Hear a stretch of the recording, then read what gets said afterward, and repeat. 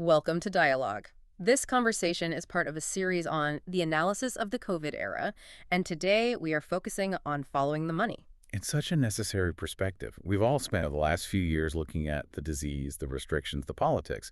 But if you really want to understand the structural decision, why certain paths were chosen and others were just, well, completely ignored, you have to look beyond the health emergency. You have to examine the financial incentives that were built into the whole response. That's the exact pivot we need to make today. COVID-19 was framed globally, and for good reason, as this catastrophic once-in-a-century health crisis. It meant profound loss, and it absolutely required a massive global response. But, and this is the key, when you step back and look at the market conditions that were created, for a very, very specific group of pharmaceutical companies, this emergency also became what some are calling a once-in-a-lifetime business model. And that framing is so critical because it sets up this unavoidable tension.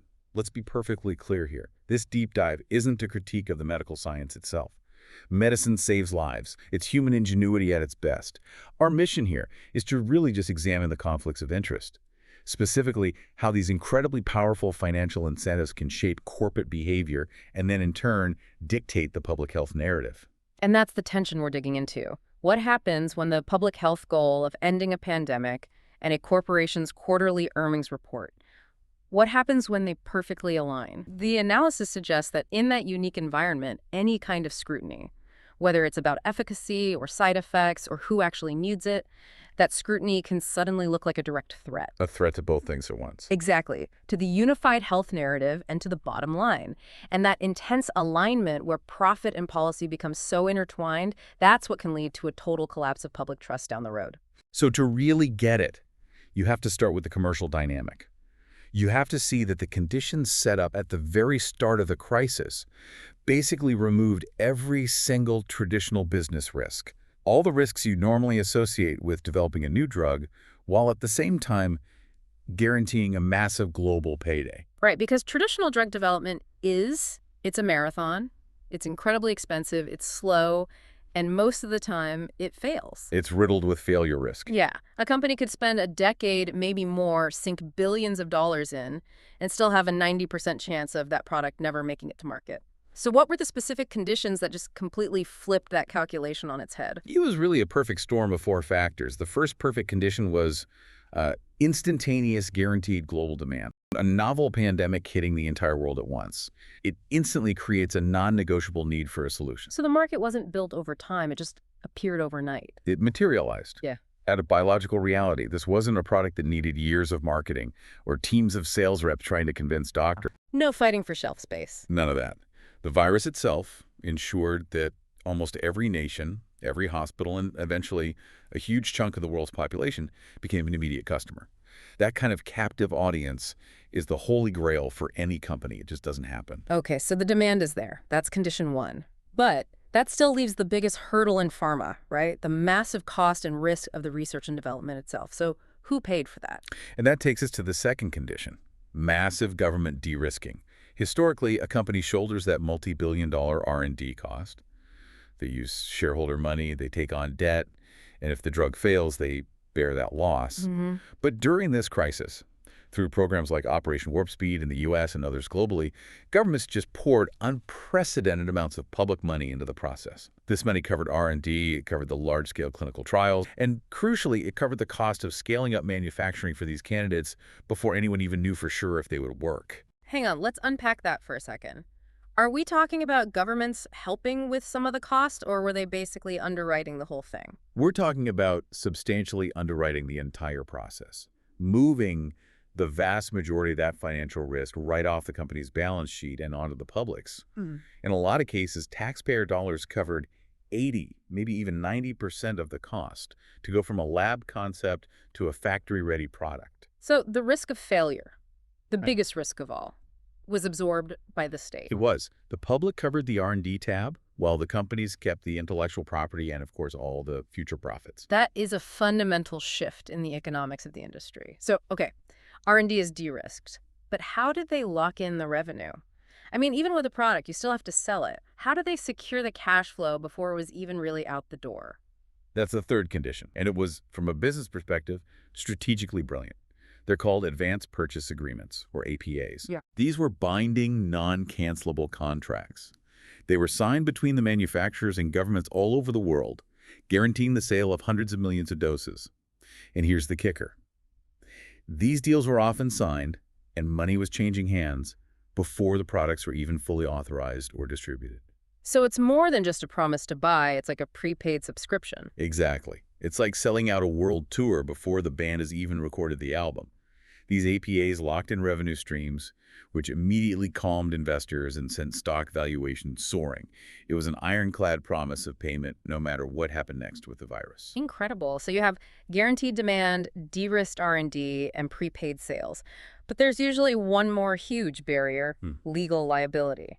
If you rush a new medical product to the entire global population, the risk of lawsuits from adverse events is, well, it's astronomical. And that was the fourth and final layer of protection, legal liability shields.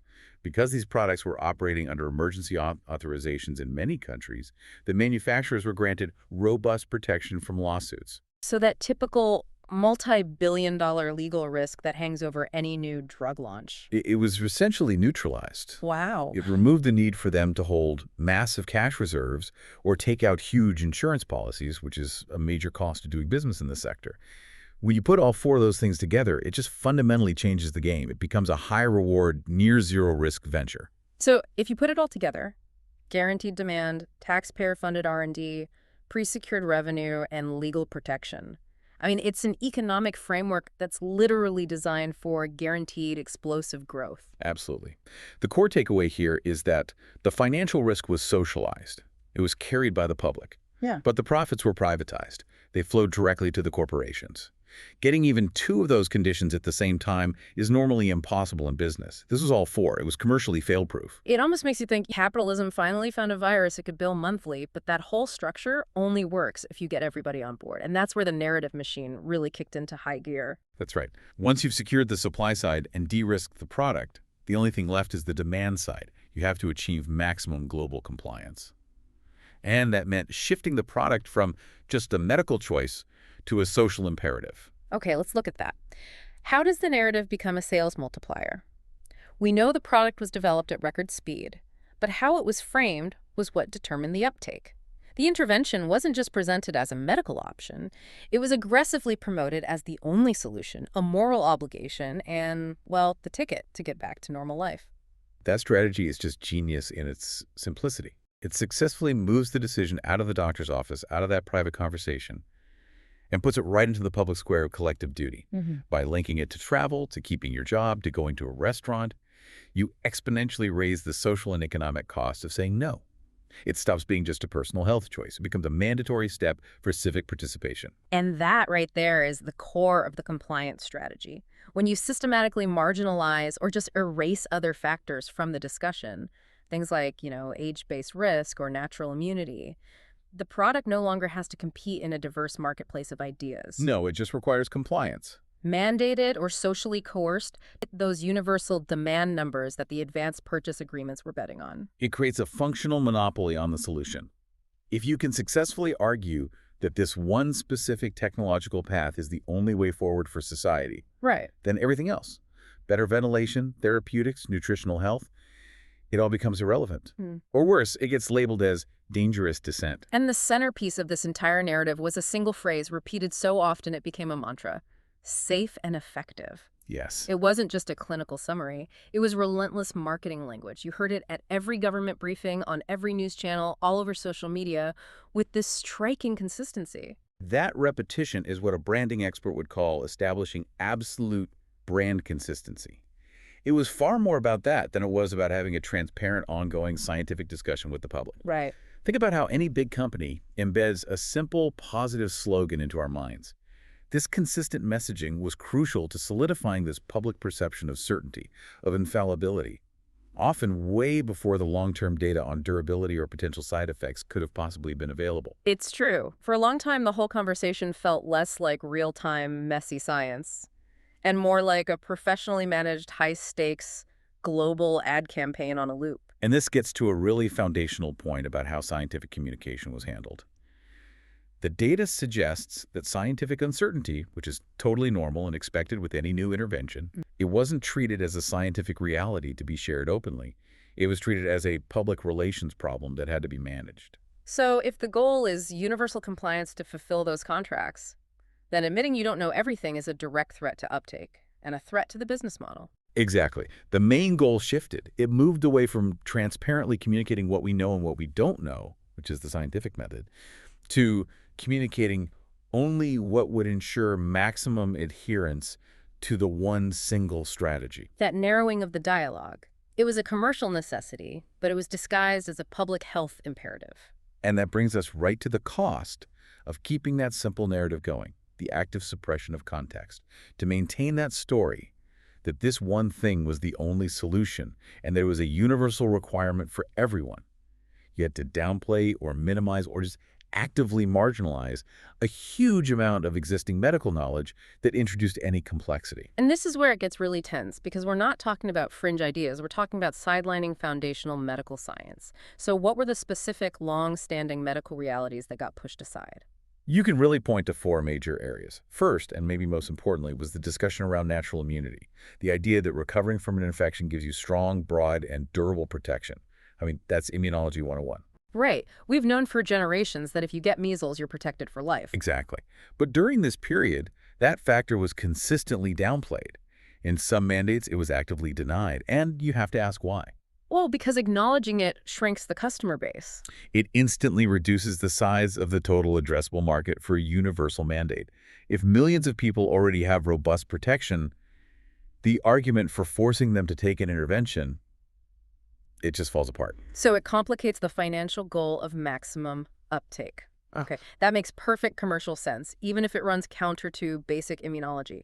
What was the second area? Risk stratification. Historical medical practice, all of it, demands that we distinguish risk based on age, on underlying health, on all sorts of factors. We do this for every single drug, every procedure. You'd never treat a healthy 20-year-old and an 85-year-old with 3 comorbidities as having the exact same risk profile. But that's largely what happened. The public messaging flattened that risk curve.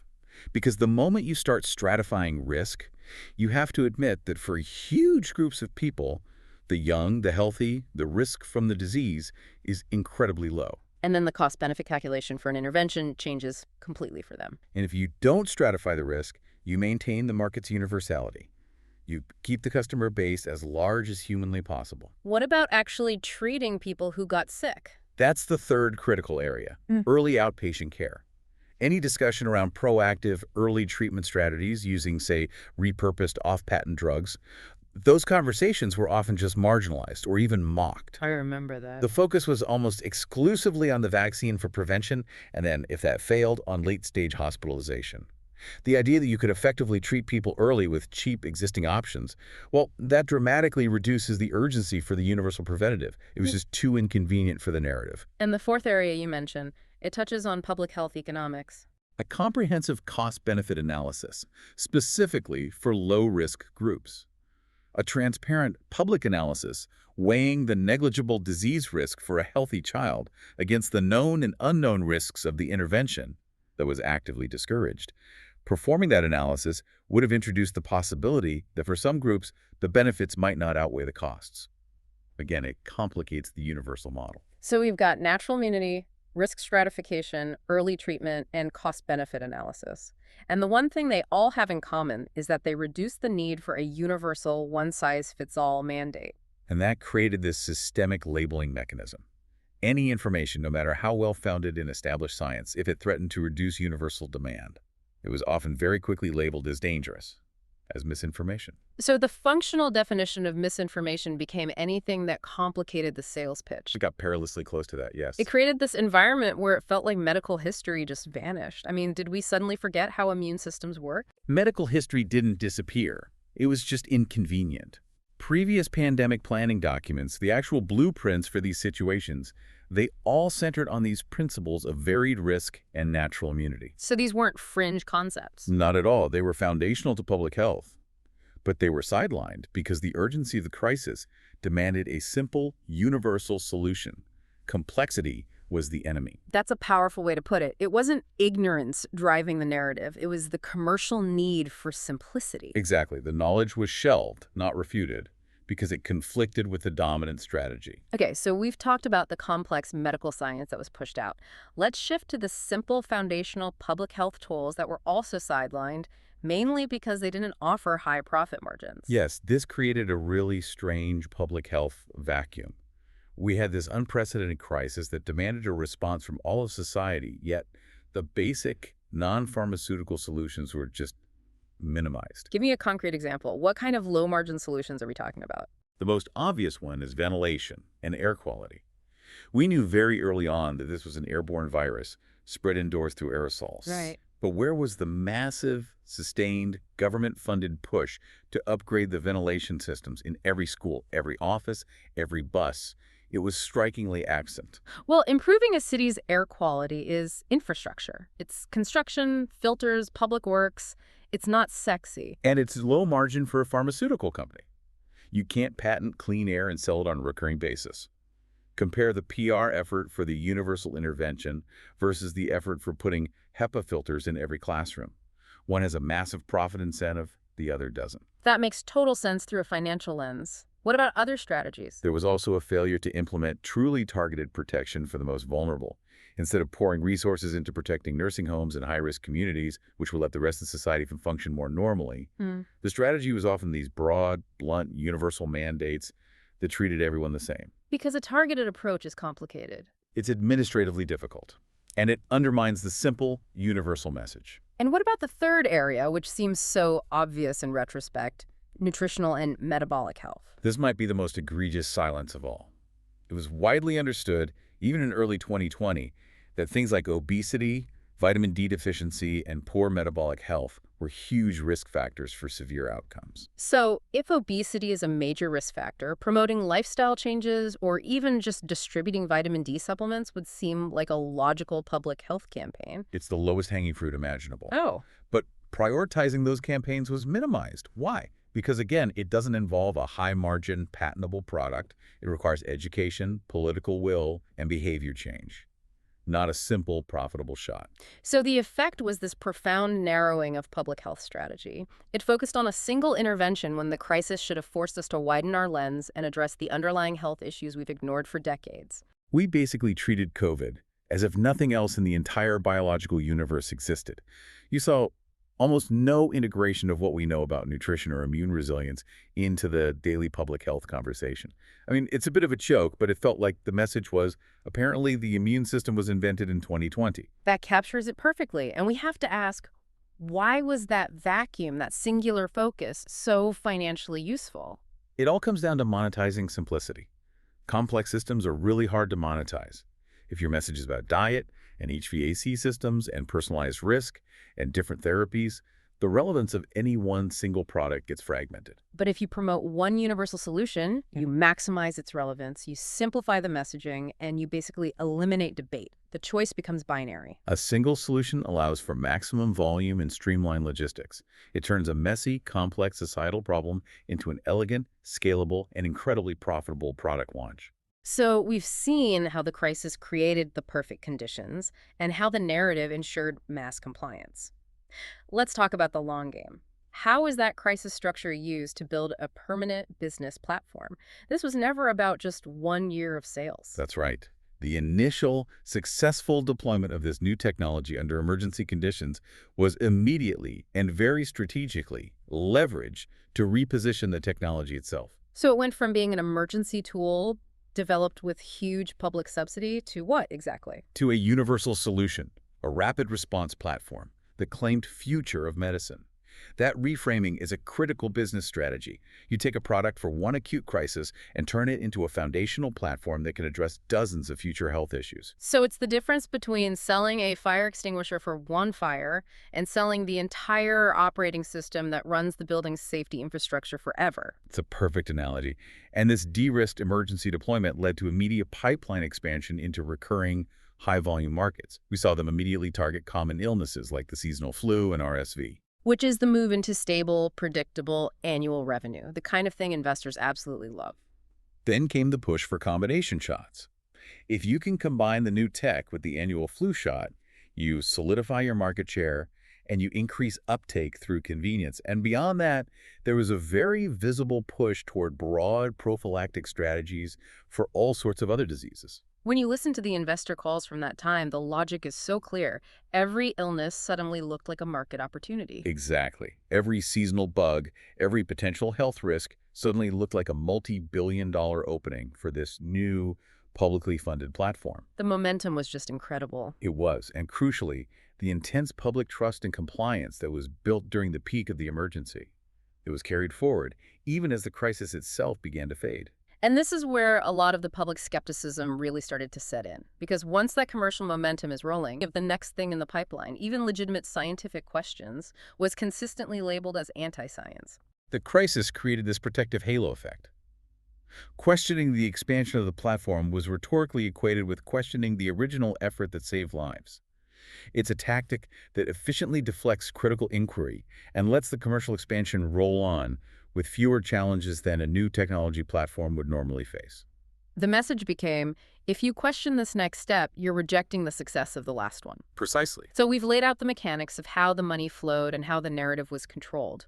The last and maybe most important question is, why does all of this matter long term? What is the real cost when this kind of pure market logic enters public health so aggressively? It matters deeply because when your public health decisions start to mirror shareholder expectations, when the primary goal becomes maximizing uptake and creating recurring revenue, the objective, scientific guardrails of public health get fundamentally compromised. You start mistaking a really efficient growth strategy for an objective health strategy.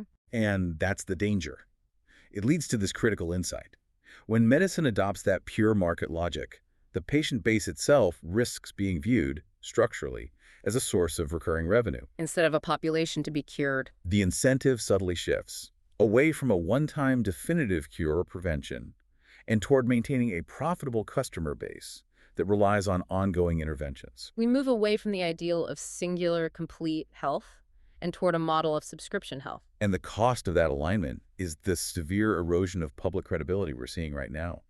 We see it in rising skepticism, in generalized vaccine hesitancy that goes far beyond just this one intervention, and in this acute polarization around even basic health advice. The entire public conversation about health becomes a political battleground, and that makes it almost impossible for public health institutions to communicate effectively when the next crisis hits. The damage is systemic. And we have to be clear about something here. Public trust wasn't destroyed by the people asking questions, even though that was the narrative for a long time. Trust was destroyed by the institutions that were perceived as overselling certainty, while at the same time suppressing complexity, marginalizing existing science, and refusing to acknowledge the profound financial conflicts of interest that were driving the narrative. When you look back at how certain everyone sounded in 2020 and 2021, and then you see how quickly the official positions had to change on things like transmission or the durability of protection, that gap between the initial absolute certainty and the later reality, it creates a massive credibility deficit. People don't trust a source that was 100% certain one day and then completely changed its story the next. The financial model demanded a communication strategy of, we know everything, and anyone who disagrees is a threat. But the scientific reality of a novel virus demanded the humility of, we are managing high uncertainty in a fluid situation. And the choice was made to prioritize the commercial necessity over the scientific transparency. And that choice is the root of the trust crisis we're in today.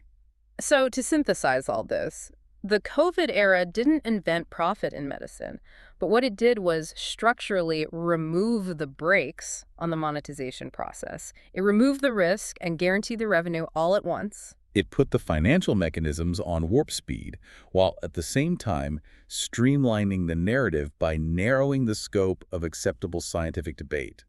Medical science itself wasn't replaced, but it was actively curated, narrowed, and commercialized to fit this perfect market opportunity. And the cost of that, the loss of public faith in our institutions, is the legacy we are all dealing with now. When public health becomes a growth strategy, truth becomes a liability. If you enjoyed this conversation, please like, subscribe, and share this video. Also, let us know in the comments what really stood out to you in this conversation and if there's any related topic or new topic that you would like covered in a future video.